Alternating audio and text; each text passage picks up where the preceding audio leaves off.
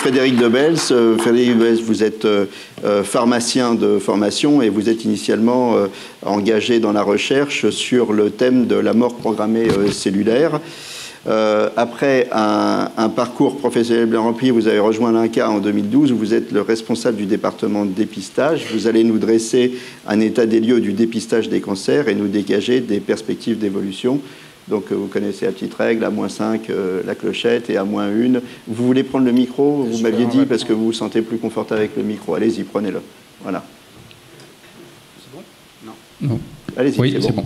Merci beaucoup. C'est parce que j'ai la voix qui baisse là-dessus, donc je préfère parler comme ça. Bonjour, merci de votre invitation et merci également pour l'organisation de cette journée qui est assez complète. Donc si on peut passer à la première diapositive. Bon, le temps étant assez réduit, je vais vous faire un petit panorama des différents dépistages et ensuite je vais cibler mon speech sur la concertation citoyenne et scientifique du dépistage du cancer du sein, puisque c'est dans le feu de l'actualité actuellement.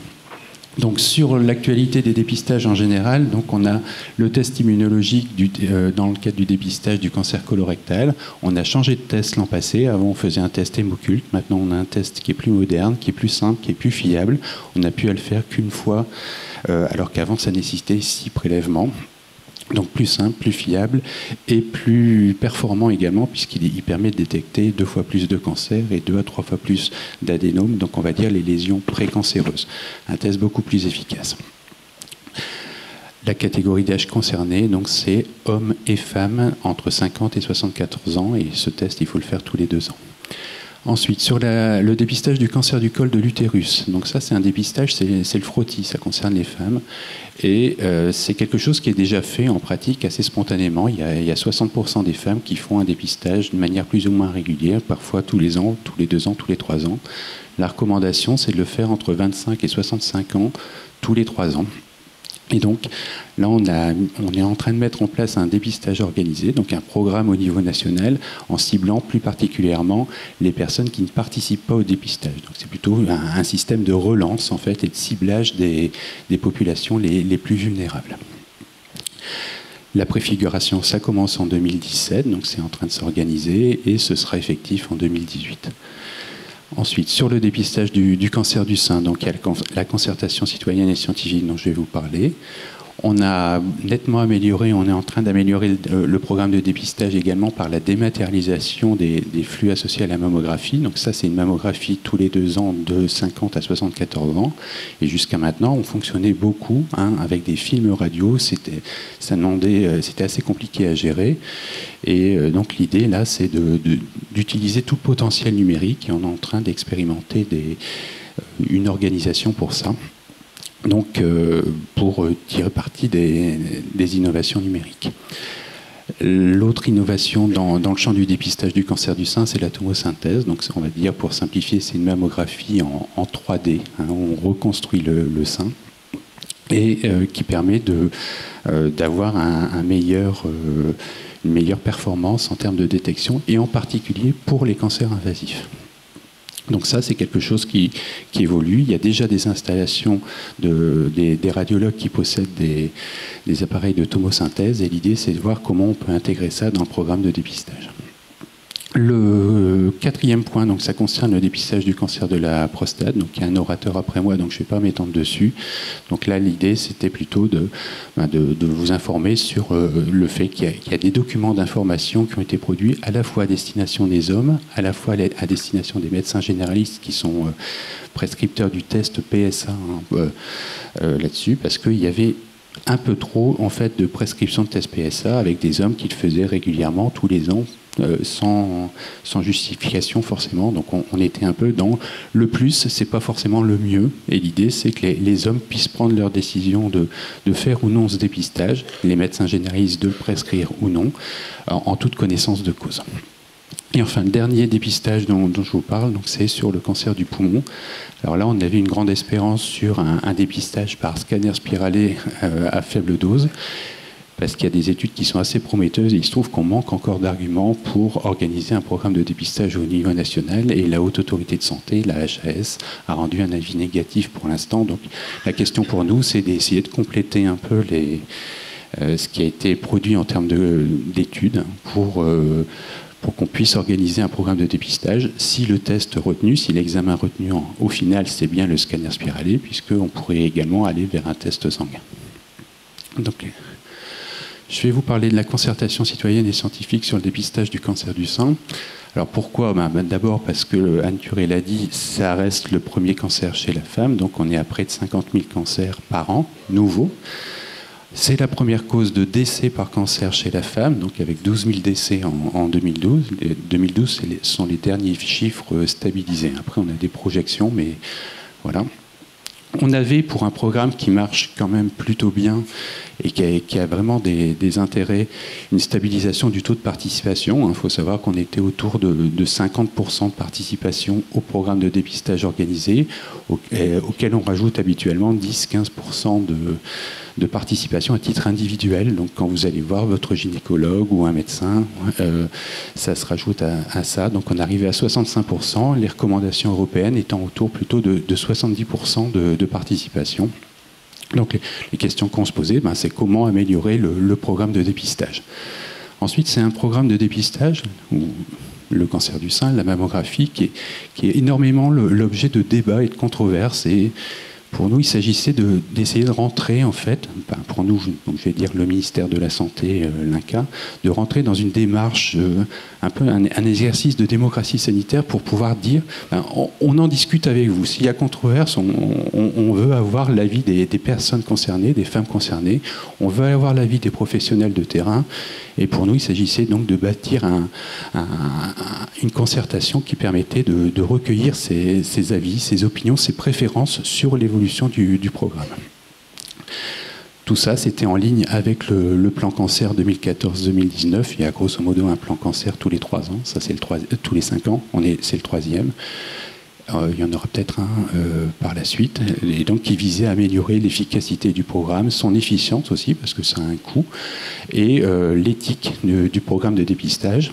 Il y a un autre point dans le cadre du programme de dépistage du cancer du sein qui était sous le feu de l'actualité, c'est en fait une annonce par la ministre d'une prise en charge à 100% de certains examens pour les personnes qui sont à risque très élevé d'avoir un cancer. Jusqu'à maintenant, dans le cadre des programmes de dépistage, on s'intéressait surtout aux personnes qui sont à risque standard, sans facteur de risque particulier, des femmes entre 50 et 74 ans.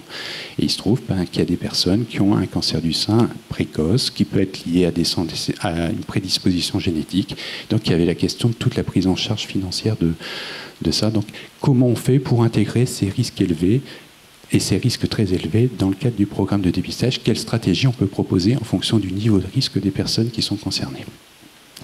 Donc pour nous, il fallait faire évoluer la politique publique de dépistage en la matière en prenant en compte l'avis et les attentes des personnes concernées a priori. Les questions qui étaient posées dans le cadre de cette concertation, c'était donc les intérêts et les limites du dépistage.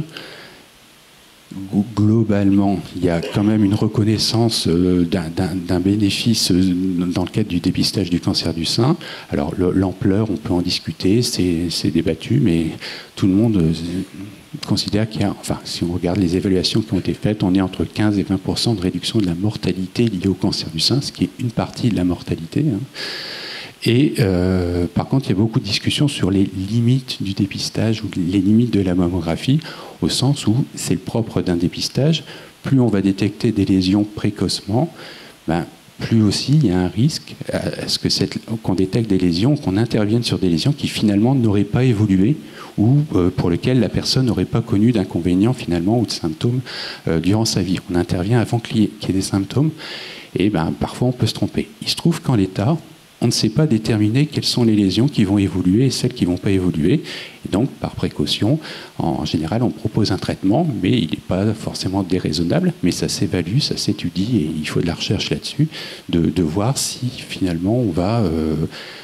comment il faut prendre en charge, en fait. Est-ce qu'il ne faut pas plutôt une étape de surveillance, par exemple, où on refait des tests ou un examen à 6 mois, à 1 an. Enfin, tout ça, c'est à déterminer et ce n'est pas cadré. Donc un exercice de démocratie sanitaire, avis opinion, j'en ai parlé. Ce qu'on voulait, c'est concerter assez largement et surtout garantir un peu l'indépendance du processus, en fait, Dans la mesure où, quand même, nous, au niveau de l'Institut national du cancer, on est impliqué dans la lutte contre le cancer et la question pouvait se poser de notre indépendance de jugement.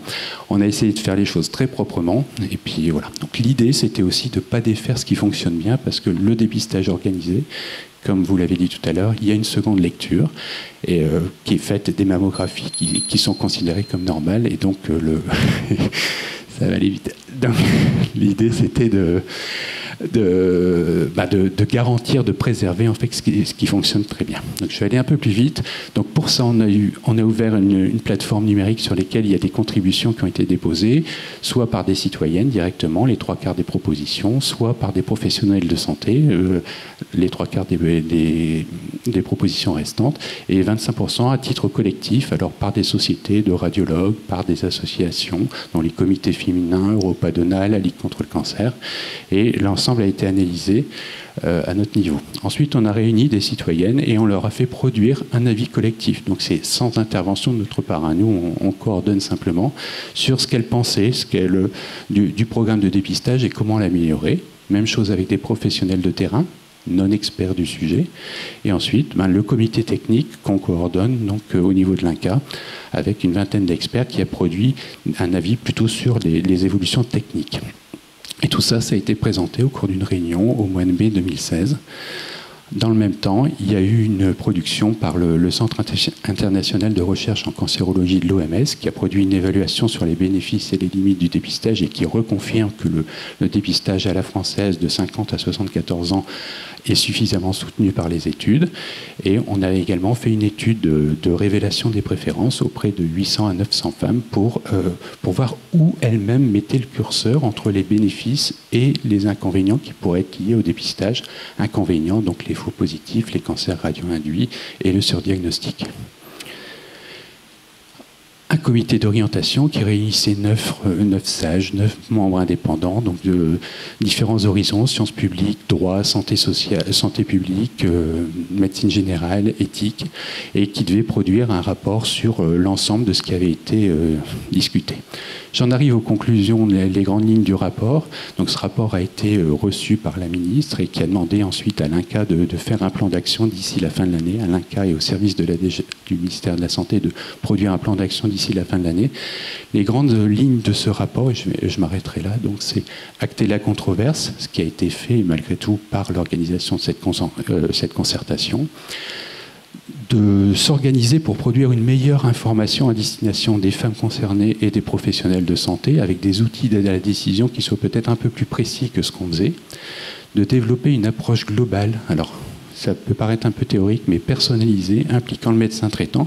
Jusqu'à maintenant, les femmes concernées recevaient une invitation qui était peut-être un peu stricte, on va dire, et l'idée c'est d'impliquer beaucoup plus le médecin traitant et qu'en particulier auprès de lui, elle puisse trouver des informations sur les bénéfices et les limites du dépistage et éventuellement discuter du niveau de risque et de savoir si la mammographie tous les 2 ans c'est bien la stratégie la plus adaptée.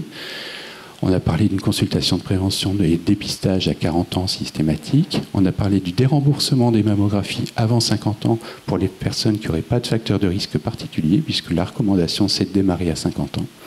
On a parlé d'améliorer la qualité du dépistage, et au-delà du programme de dépistage organisé, puisque pour l'instant, si vous faites un dépistage, une mammographie, spontanément dans le cadre d'un cabinet de radio, il n'y a qu'une seule lecture, et donc ça, c'est un gage de qualité. On a discuté également, et c'est une proposition de ce comité d'orientation, de l'évaluation des pratiques de l'échographie complémentaire. Elle n'est pas prise en charge à 100% à l'heure actuelle. Et l'idée, c'est ce qui peut freiner en fait la participation. Donc c'est de la prendre en charge à 100%. On a parlé également d'amélioration de l'évaluation du programme de dépistage pour prendre en compte des éléments comme la mortalité, mais aussi la morbidité, la qualité de vie.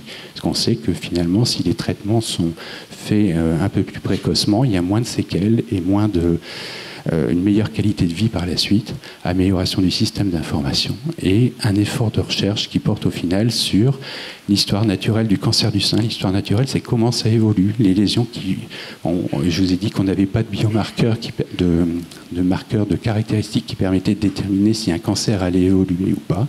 Donc, développer la recherche dans ce secteur, la limitation du surdiagnostic et du surtraitement, on pourra en discuter après si vous voulez, et comment organiser sur place, en fait, au niveau du médecin traitant, une stratégie qui soit adaptée au niveau de risque de la personne, et en particulier faire le lien avec l'oncogénétique et les facteurs de prédisposition génétique. Ça a été annoncé par la ministre, ça je l'ai dit, et ben voilà, je vous ai mis en fait ce sur quoi on s'était déjà engagé, nous, au niveau de l'INCa, auprès de la ministre, quand on a remis le rapport de la concertation, et qui reprend les points qu'on a discutés. Voilà, merci.